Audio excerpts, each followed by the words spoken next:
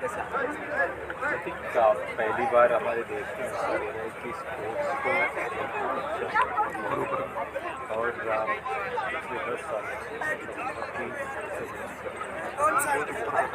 आज स्पोर्ट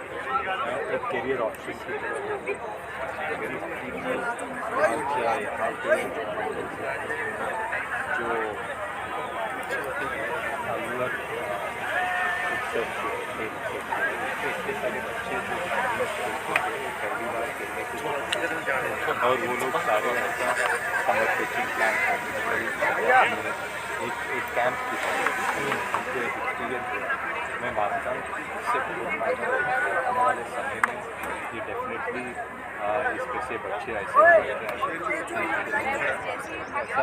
ऐसा ये सेटअप। सर एक लिटरेसी की बात हुई, फिर हुआ डिजिटल लिटरेसी, आपने कहा स्पोर्ट्स लिटरेसी होनी चाहिए, कैसे संभव है? स्कूल्स में मैदान खत्म हो गए, फिजिकल टीचर्स नहीं है, और कौन सी चीज़ें हैं क्या कर सकते हैं कि आपका इस हम कुछ थोड़ा सा इनोवेशन की बात करते हैं क्योंकि हमारे पास आपने सही बात और ऐसा भी नहीं कि हमारा वेदर ऐसा सूटेबल है कि आप हमको अलग से क्योंकि छोटी जगह पे ज़्यादा लोग खेले और अच्छी ऐसे स्पोर्ट्स को हम आगे डालें ताकि ये ओलंपिक लेवल की कोई बात नहीं मैं ये बोल रहा हूँ कि हर बच्चा एक अच्छा नागरिक है और स्पोर्ट्स का जो स्पिरिट है दूसरे जो जैसे टुगेदरनेस जैसे फेलियर से बढ़ने की शक्ति है जो डिसीजन मेकिंग शक्ति है साथ में काम करने की ये सभी चीज़ों को मैं मानता हूँ कि स्पोर्ट बहुत हमको आगे जाके देगा और हमारा देश अगर एक progressive nation with strong workforce हमें ये जो चीज़ है ये सभी को हमें देखना पड़ेगा तो ये फिजिकल लिटरेसी की बात हमें करनी पड़ेगी क्योंकि आने वाले समय के लिए हम जो पढ़ रहे हैं वो कितना काम आएगा ये पता नहीं है पर अगर हम एक स्पोर्ट्स की तरह से एक मजबूत बने फिजिकली और मेंटली तो आने वाले समय में जो भी चैलेंजेस आएंगे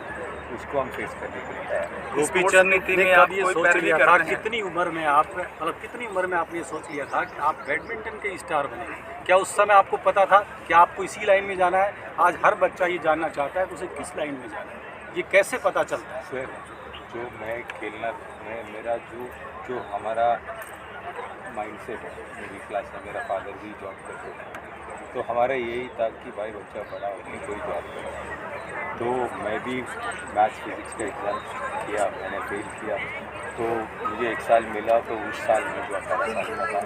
तो मैं जूनियर नेशनल जीता और मोस्ट इम्पॉर्टेंटली मुझे टाटा स्टील में जॉब मिला जब मुझे जॉब मिला तभी मेरा पक्का हुआ कि मैं कल से बैडमिंटन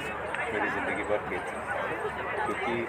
जब तक आपके पास सिक्योरिटी नहीं है आप पूरी तरह स्पोर्ट में घुसने की उसकी उम्मीद नहीं आज के तारीख में जॉब्स आर वेरी इम्पोर्टेंट पहले भी इम्पोर्टेंट है आज भी बहुत इम्पोर्टेंट है और जो बच्चे अगर खेलते हैं और वो फेल होते हैं मतलब चैम्पियन नहीं बन पाते हैं उनको एक सिक्योरिटी सेफ्टी नेटवर्क देने की जिम्मेदारी सोसाइटी का खेल के साथ साथ पढ़ाई स्पोर्ट्स इसकी ये सब चीज़ बदलाव होना चाहिए, नई चीज़ें जुड़नी चाहिए। आई थिंक ये है कि जैसे बच्चों को हम पढ़ाई की बात करते हैं तो लिटरेसी आप फिजिकल लिटरेसी को अब हर बच्चे को मौका मिलना चाहिए खेल प्लेयर राइट टू स्पोर्ट होना चाहिए राइट टू फिजिकल एजुकेशन और इसको हम सीरियसली लेना चाहिए क्योंकि आपको अभी ऐसा लगता है कि स्कूल में अगर आपको मैथ्स फिजिक्स और हिंदी इंग्लिश पढ़ा देते तो बात कर देती ऐसा नहीं है क्योंकि स्पोर्ट्स का भी जो है एसेंशियल है तो इसके लिए उसको आगे रखने की आवश्यकता है और पिछले 10 सालों में जैसे इम्प्रूवमेंट हुआ वो तो बहुत ही बढ़िया हुआ और हम लोग मान के चल रहे हैं कि ओलंपिक्स आएगा और उसके लिए भी हमारे देश को तैयारी कर रहे हैं और स्पोर्ट का फोकस भी रहेगा तो डेफिनेटली आने वाले समय में और अपॉर्चुनिटीज़ भी बढ़ेगी तो we just want every kid to play and the kids who have an opportunity to become champions the rest of them have a safety net and a social security to take care. Alwar में जो आपने देखा जो अलवर सांसद खेल उत्सव के तहत जो सब कुछ हो रहा है क्या